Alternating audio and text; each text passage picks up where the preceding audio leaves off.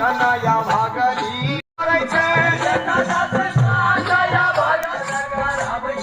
पिया ऊपर सुर चाहे हो राखे छे करुणा विनती धर्म जैसे करे छे धर्मराज बाबा ये हो देवता बाबा आय हमर जवानी दुख तू बुझो आय तू जहन तू हमरा तू ब्याह लागे स्वामी छोड़ के चाहिए आय रारी बहन के गोपीपुर नगर में विराजे छी हो धर्मराज बाबा